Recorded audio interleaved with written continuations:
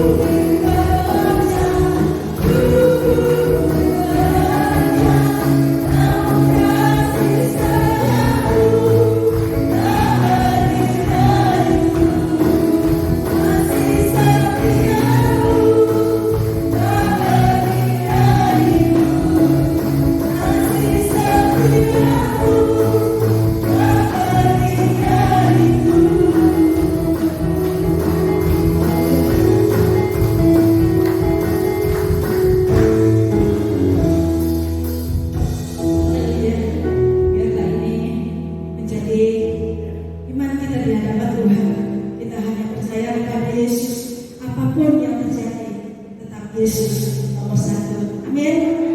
Puji Tuhan. Saatnya kita mau menerima berkat kebenaran firman Tuhan yang menjadi makanan roh bagi jiwa kita, yang menjadi suluh di dalam setiap perjalanan kita. Ya Allah, yang menjadi manusia yang diam di dalam kita, firman yang berkuasa di dalam kita. Oleh karena itu, kita mengambil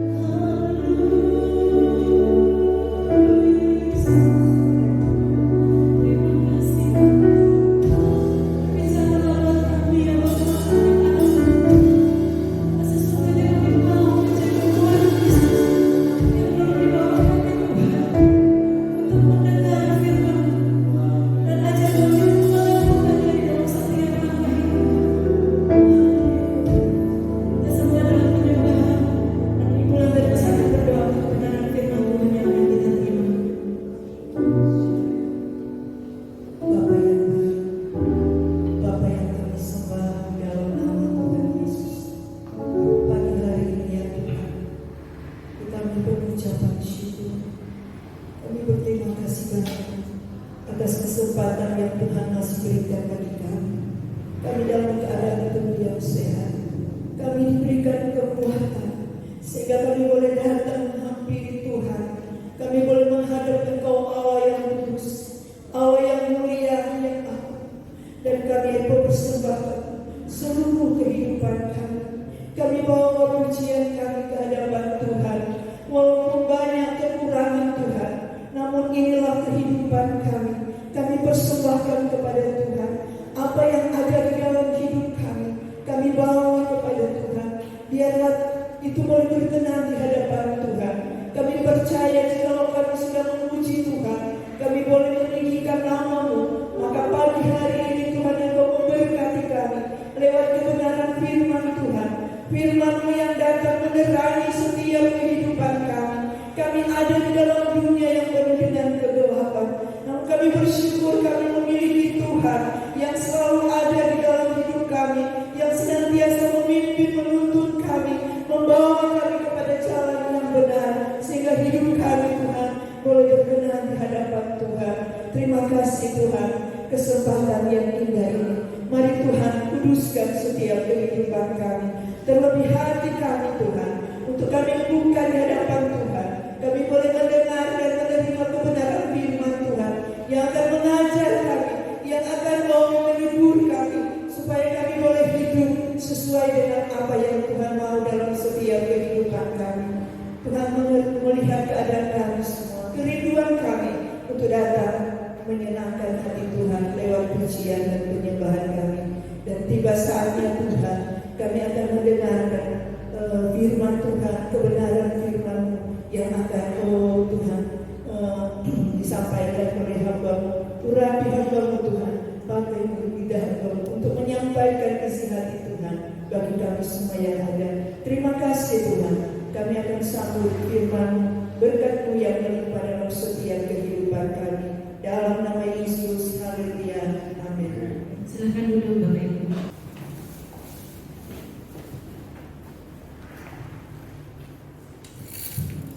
Salam. Tuhan kita memuji Tuhan di dalam saat kita akan sebagai dari firman Tuhan. Firman pada pagi hari ini saya berjudul tetap percaya. Kita buka Alkitab kita ada Ibrani 11 ayat yang pertama. Ibrani 11 ayat yang pertama. Yang firman Tuhan.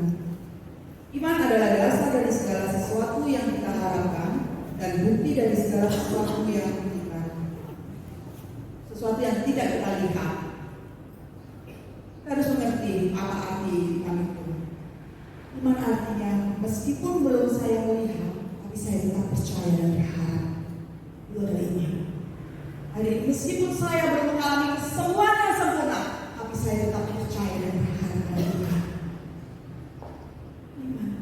Meskipun hari ini saya masih mengalami kesusahan, mungkin keadaan kita masih kekurangan, tapi saya tetap percaya dan berharap pada Tuhan. Iman. Ada 3 hal tentang iman. Yang pertama, iman yang mempercayai. Kita belajar dari seorang wanita Kanaan, bagaimana wanita Kanaan ini memiliki iman yang besar. Mana Tuhan sendiri berkata kepada wanita itu, iman yang besar. Orang yang mempunyai iman yang besar, yang mempercayai Tuhan, yaitu sikap hatinya yang suka pada Tuhan, yaitu dia bisa menerima semua apa yang Tuhan mau, keputusan Tuhan dia mau terima. Kita baca dalam Matius 15 ayat yang ke-22 sampai ayat yang ke-23. Matius 15 ayat yang ke-22 sampai ayat yang ke-23. Demikian firman Tuhan. Maka datanglah seorang perempuan Kanaan dari daerah itu dan berseru, kasihilah aku, ya Tuhan, anak Daud, karena anakku perempuan kerasukan setan dan sangat menderita. Tapi Tuhan sama sekali tidak menjawabnya. Lalu murid-muridnya datang dan meminta kepadanya, suruhlah dia pergi. Ia mengikuti kita dengan berteriak-teriak. Saat dia tetap pada Tuhan, Tuhan menolaknya. Dia tidak putus asa, dia menerima apa yang Tuhan katakan. Kedua, dia mengambil posisi hamba. Ayat yang ke-25 sampai ayat yang ke-26. Tapi perempuan itu mendekat dan menyembah dia sambil berkata, Tuhan, tolonglah aku. Tetapi Yesus menjawab, tidak patut mengambil roti yang disediakan bagi anak-anak dan melemparkannya kepada anjing. Perempuan itu kita berkata, benar Tuhan, namun anjing itu makan rempah-rempah yang jatuh dari meja tuannya. Maka jawab Yesus dan berkata kepadanya, hai ibu, besar imanmu, maka jadilah kepadamu seperti yang kau kehendaki. Dan seketika itu juga anaknya mengalami kesembuhan. Kita lihat wanita ini mempunyai iman yang besar untuk melihat keajaiban yang terjadi, walaupun sudah ditolak, tapi dia tetap mau. Bila dikatakan tidak layak untuk diberikan kepada anjing, dia bilang dia masih benar-benar itu iman yang kuat. Sampai dia melihat mujizat yang terjadi dalam hidupnya. Yang kedua, iman yang besar. Semakin tahu iman kita harus semakin bertumbuh, bukan semakin menurun, tapi semakin bertumbuh. Kita belajar dari iman seorang perwira Kapernaum. Orang yang mempunyai iman yang besar harus mempunyai kasih Tuhan yang suka. Kasih yang Tuhan suka itu kasih apa? Itu kasih agape.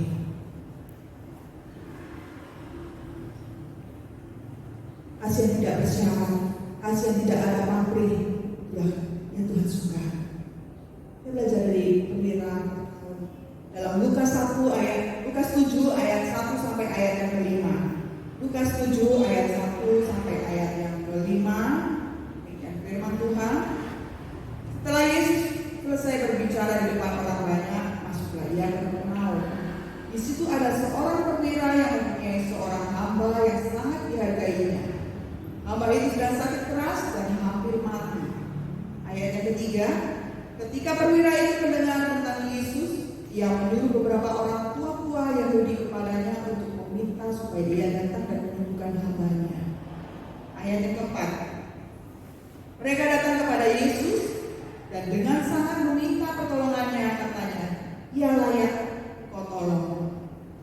Ayat yang kelima, sebab ia mengasihi bangsa kita dan dia yang menanggung pembangunan rumah ibadah.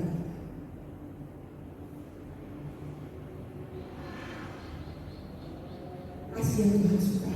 Jadi kita melihat orang ini bagaimana dia seorang hambanya ada yang sakit, bukan dia yang sakit, pegawainya yang sakit, tapi dia yang datang kepada Tuhan, minta pertolongan kepada Tuhan. Saat dia datang itu, dia tidak, saya ini perwira harus dihormati, tapi dia mau datang dengan kerendahan hati, dia minta pada Tuhan, dia tahu diri. Sombong, tapi dia minta pertolongan kepada Tuhan. Dia tidak minta Tuhan harus datang ke sana. Ya itu yang selanjutnya dikatakan tidak layak. Cuma Tuhan katakan saja, maka hambaku akan sembuh. Tidak perlu Tuhan harus datang ke sana. Katakan saja Tuhan. Saya percaya hambaku akan menerima mujizat Tuhan. Punya kerendahan hati. Kita lihat sini orang yang punya iman yang besar, dia punya kerendahan hati. Dia mau rendah di hadapan Tuhan. Walaupun dia punya pangkat yang tinggi, tapi dia tidak sombong, tapi dia mau merendahkan diri. Dan dia bukan melihat mujizat Tuhan. Tuhan mengatakan setelah mendengar perkataan mereka, perkataan itu dia berkata, aku berkata kepadamu, iman sebesar ini tidak pernah aku jumpai sekalipun orang Israel. Orang Israel yang dia tidak jumpai, dia bukan orang Israel, tapi dia punya iman yang besar. Dia percaya kalau Tuhan sanggup menyembuhkan. Ketiga, gaya hidup orang beriman, yaitu kita buka Matius 14 ayat yang ke-29 dan ayat yang ke-31. Matius 14 ayat yang ke-29, kata Yesus, datanglah, maka Petrus turun dari perahu dan berjalan di atas air mendapatkan Yesus. Ayat yang ke-31, segera Yesus mengulurkan tangannya, memegang dia dan berkata, hai orang yang kurang percaya, mengapa kau minta? Petrus berjalan di atas air dan Tuhan berkata, iman yang kecil. Untuk berdoa orang sakit sembuh,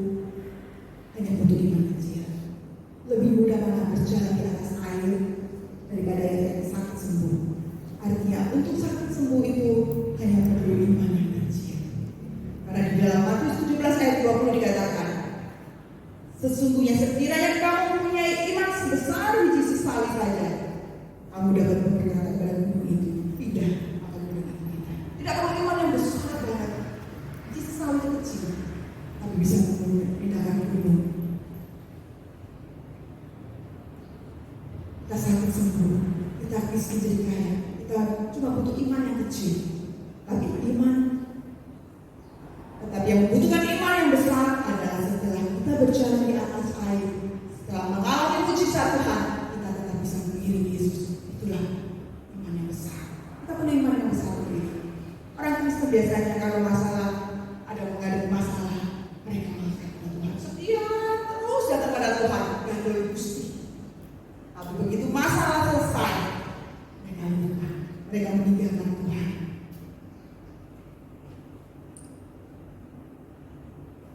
Padahal sebenarnya setelah masalah selesai kita harus tetap setia. Iman kita semakin kukuh. Kalau masalah datang kita iman kecil aja bisa selesai. Tetap setia. Iman kita semakin bertumbuh, iman kita semakin besar dalam Tuhan. Yesus saja mengkritik murid-muridnya tentang imannya yang kecil. Kenapa murid Yesus punya iman yang kecil? Karena di situ masih ada Yesus. Selama masih ada Yesus bersama-sama mereka, iman mereka masih kecil. Ketika ada masalah apapun, yang beresin Yesus. Waktu Yesus memberi makan 5.000 orang, Yesus bilang kepada murid-muridnya, "Tukang kasih makan mereka 5.000 orang. Apa yang kalian punya?" Mana Yesus? Kami mau kasih makan mereka bagaimana? Di tempat seperti ini cari makan di mana? Uang yang kami punya pun tidak cukup untuk memberi makan orang 5.000 orang ini. Tapi Yesus bertanya, apa yang ada padamu? Katakan 5 roti dan 2 ikan. Lalu Yesus memecah-mecahkannya dan Yesus membagikannya. Maka sisa 12 kantong. Mujizat Tuhan terjadi. Tuhan mengambil alih masalah yang mereka hadapi. Setelah kejadian itu pun Yesus melakukan mengajar lagi, mengajar 4.000 orang. Mereka selesai belajar, kemudian mereka kelaparan. Tuhan katakan pada murid-muridnya, beri mereka makan. Murid-muridnya bertanya lagi, makan dari mana ya Tuhan?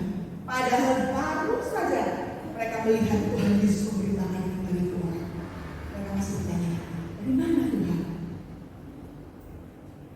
Akhirnya Tuhan Yesus yang ambil alih semuanya. Tuhan Yesus yang memberkati, Tuhan Yesus yang membereskan semuanya. Jadi selama ada Yesus, imannya masih kecil. Ada orang kerasukan setan yang memberesin juga Tuhan Yesus. Karena itu Yesus berkata, "Hei, imanmu itu jangan kecil terus sampai kapan? Saya tidak selamanya ada bersama-sama dengan kamu. Kamu harus punya iman yang besar untuk melakukan hal-hal yang mujizat yang besar." Pada saat Yesus harus pergi, disitulah iman mereka mulai teruji. Selama Yesus ada, imannya tidak pernah teruji. Tapi saat Yesus meninggalkan murid-muridnya, di situ iman mereka teruji. Ada orang yang tidak pernah mengalami ujian besar apapun itu. Kita semua pernah mengalami ujian. Itu sebabnya orang Kristen juga diizinkan untuk mengalami ujian, termasuk saya. Tidak ada perbedaan.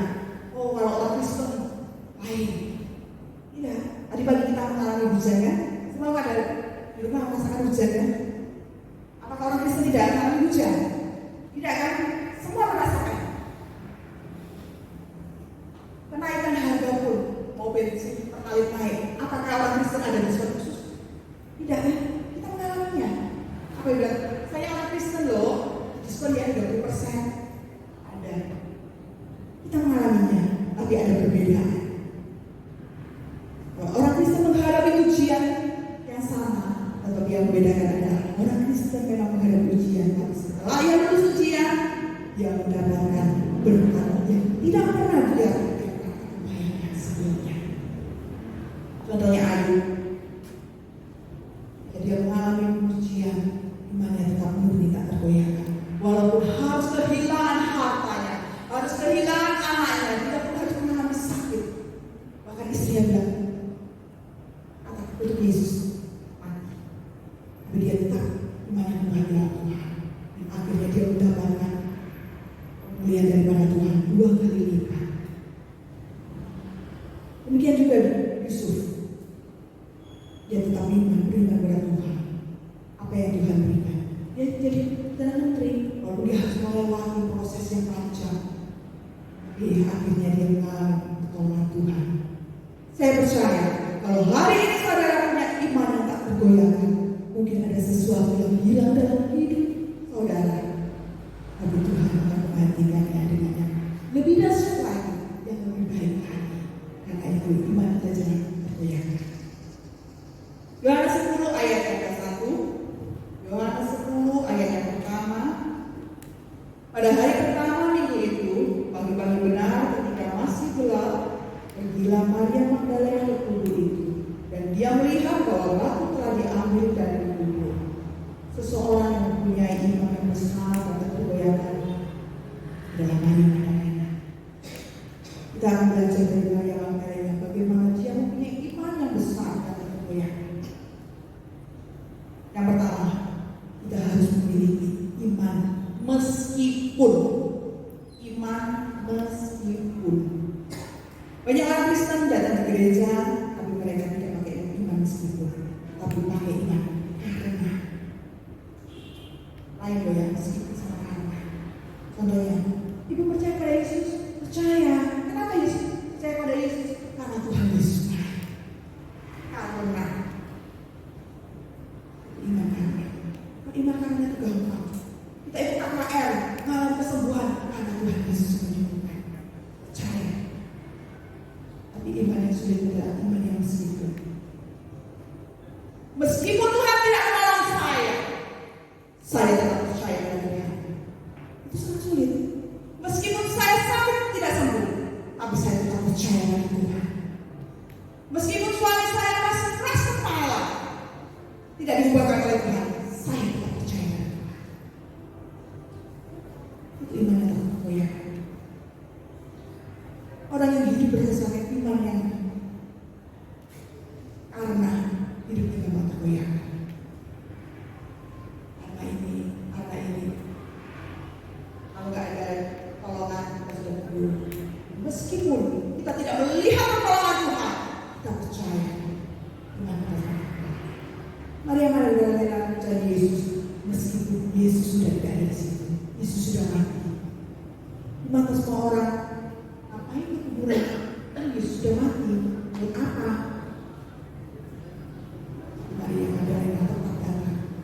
Orang yang punya iman meskipun matanya tertuju pada pribadi, bukan orang. Kita ke gereja cari pribadi Tuhan, bukan orang.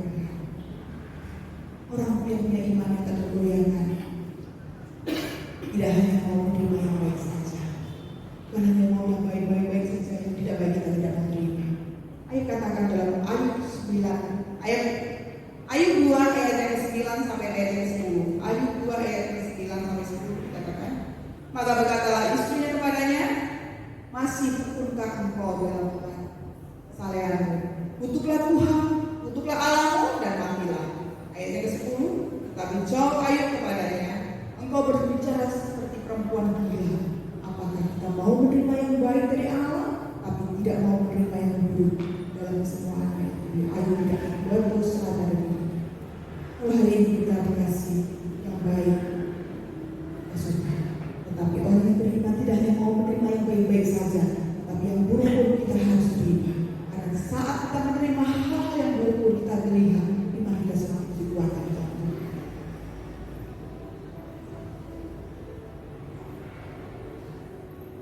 Orang yang punya iman yang tergoyahkan itu pasti mengasihi firman Tuhan. Yohanes 14 ayat yang 15 katakan, jikalau kamu mengasihi aku, kamu akan mengikuti segala perintah. Orang yang sayang kepada Tuhan pasti suka dengan firman Tuhan. Orang ke gereja tetapi tidak mendengar firman Tuhan, berarti dia tidak cinta Tuhan, cuma absen saja. Kalau dia cinta Tuhan, dia mendengar firman Tuhan.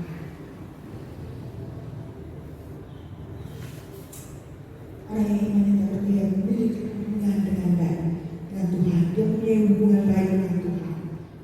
Mazmur 119 ayat yang 97. Betapa ku cintai Tauratmu, aku merenungkannya sepanjang hari. Inilah yang disebut dengan kasih agape. Dengan Tuhan itu meskipun tanpa syarat, meskipun Tuhan tidak menolong saya tetap mau ikut Yesus. Oleh sebabnya, orang yang punya iman yang tergoyahkan dapat berkata, sekali Yesus, tetap Yesus. Percaya apapun yang terjadi dalam hidup kita, mungkin musim yang ada dalam hidup kita, musim baik atau musim buruk, dalam keadaan sehat, dalam keadaan sakit, tetap percaya bahwa sekali Yesus, tetap Yesus. Tetap pegang janji Tuhan. Apapun yang terjadi, Tuhan pasti menolongnya.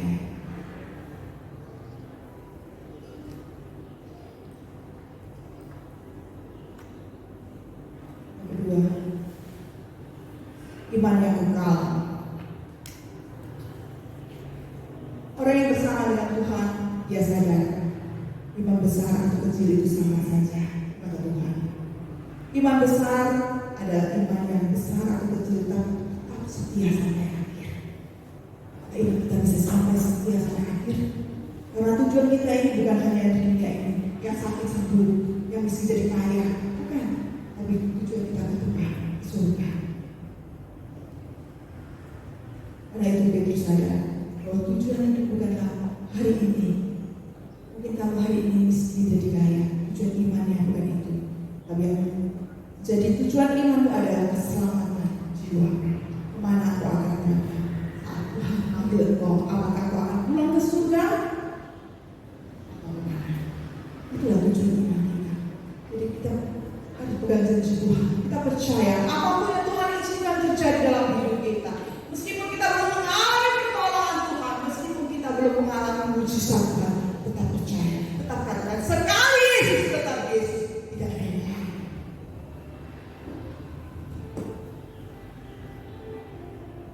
Kita gampang kalau ngomong soal iman, tapi lakukan itu susah. Saat menghadapi tantangan apapun, saat saya sakit pun, saya merasakan, saya melihat, saya sakit, saya bilang, saya sakit, tapi saya berdoa. Kemarin itu waktu di Mojokerto, saya bilang, saya percaya nanti pulang, mami itu bakalan saya sembuh. Tapi saya melihat, saya belum mengalaminya, tapi tetap saya percaya. Waktu saya disuruh di sana, pelayanan di sana, saya juga bilang, saya juga saksi kalau saya juga mengalami sakit di pelayanan. Selesai, saya bawa keluarga. Tuhan di sana datang kasih obat. Ini ya saya kasih obat minum. Ini gimana? Saya tahu itu semua bisa izin Tuhan. Sebenarnya saya itu bukan tugas Tuhan. Saya bilang mami, saya bilang enggak lah ya, kakak saya aja yang berubah. Tahu-tahu pagi-pagi kasih tahu kakak saya sakit tenggorokannya tidak bisa khotbah, jadi saya harus khotbah. Akhirnya saya tanya Tuhan, kalau saya tidak khotbah, tidak ada jemaat yang tahu kalau saya mengalami sakit tersebut. Tidak ada yang tahu. Saya tahu itu semua adalah sisi Tuhan. Saya dikasih obat, saya minum, saya mengalami agak baikan, agak enakan. Kaki saya juga sudah lumayan. Saya sudah mengalami Tuhan. Sampai mau pulang pun mereka masih tanya, gimana obatnya? Cocok dah. Puji Tuhan, enakan. Ini dia kasih lagi. Saya kasih lagi ya. Saya melihat pertolongan Tuhan mujizat. Saya melihat meskipun saya belum mengalami kesembuhan yang sempurna, saya tetap mau melayani Tuhan. Walaupun dalam keadaan kelemahan tubuh, saya tetap mau melayani Tuhan. Tidak ada yang bisa menghalangi apapun itu. Karena saya tahu Tuhan Yesus lebih berkuasa. Tuhan Yesus sanggup menolong saya, memulihkan saya. Kalau saya mengalami kelemahan, saya mundur, maka saya tahu. Iman saya tahu. Saya mau mengenal janji Tuhan. Memang meskipun saat itu saya sebenarnya saya kembali balik banyak begini. Saya siapkan kemana? Saya siap yang lain. Tapi tadi pagi saya berdoa, saya belajar. Akhirnya hal yang lain. Bagi pagi-pagi harus saya belajar lagi. Ini gimana ya? Padahal saya sudah siap yang lain.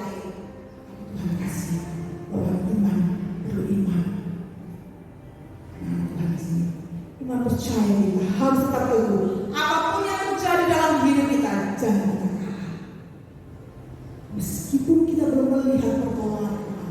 Meskipun kita belum melihat mujizat Tuhan, kita percaya bahwa Tuhan kita tidak pernah terlambat. Mata Tuhan tetap tertuju pada orang-orang yang mencarinya.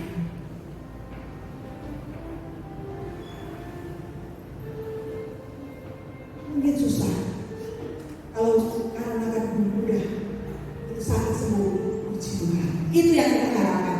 Tapi kalau Tuhan izinkan kita melewati proses, ada maksud Tuhan, ada rencana Tuhan. Semakin panjang prosesnya, semakin kita melihat pertolongan Tuhan lebih panjang lagi.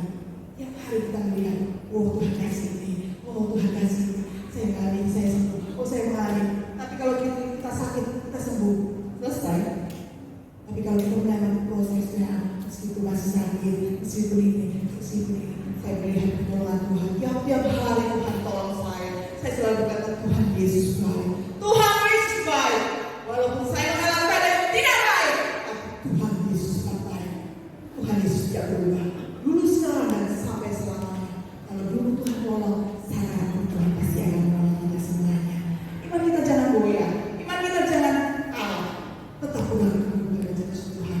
Meskipun tidak melihat pertolongan Tuhan, meskipun belum terjadi,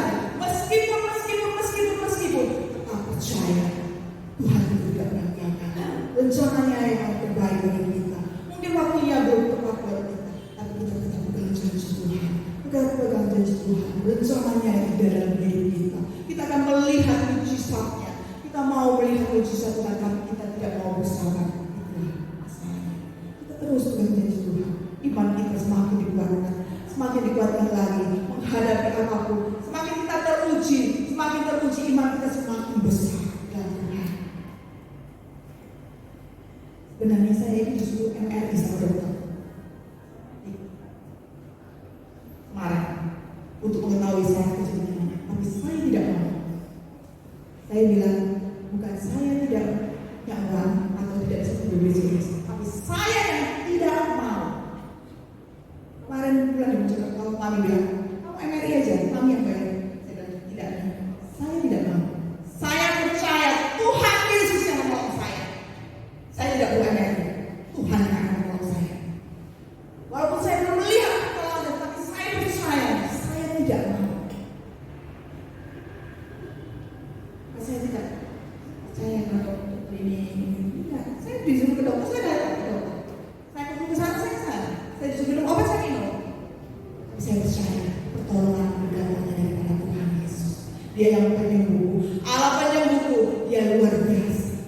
Dia bisa menolongku. Kalau percaya sama dokter, aku suruh ini, cuma dokter cuma bilang, MRI setelah MRI nanti akan disuntik antinyeri, seperti ini. Oh iya, saya dikasih juga saya terima. Tapi saya tidak mau. Saya mau biar Tuhan Yesus yang dari saya. Tuhan Yesus yang mau di mana saya mengalami sakitnya.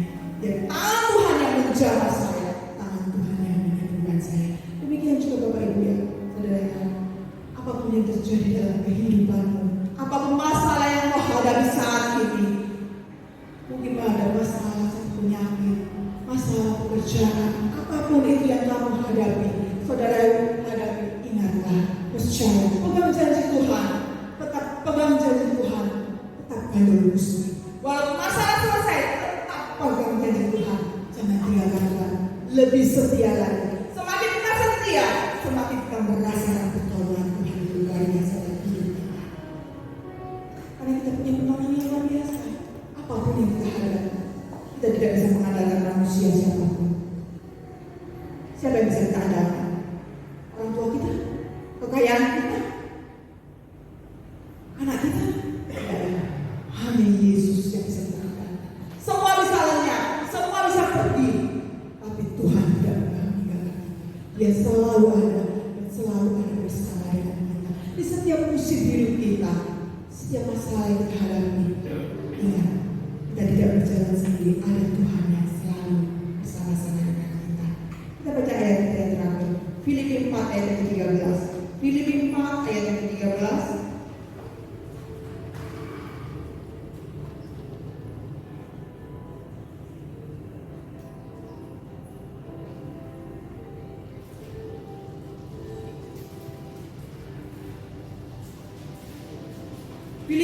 ayat 13. Segala perkara dapat kutanggung di dalam Dia yang memberi kekuatan kepadaku.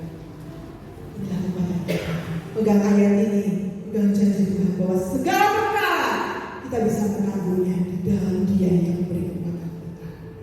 Bukan di dalam manusia, di dalam Tuhan yang memberi kekuatan kepada kita. Kekuatan ini daripada Tuhan itu luar biasa. Nah itu jangan lemah, jangan mundur, tetap setia, tetap iring Tuhan, tetap lakukan apa yang Tuhan mau dalam hidup kita.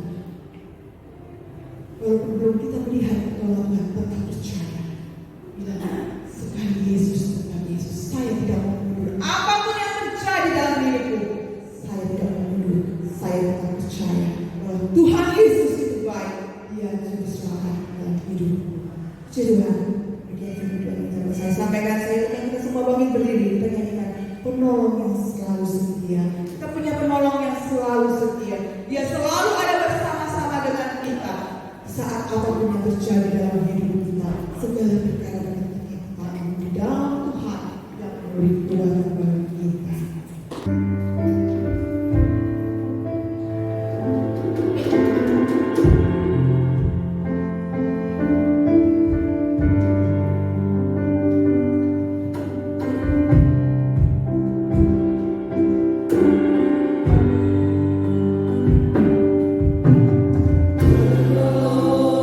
Selalu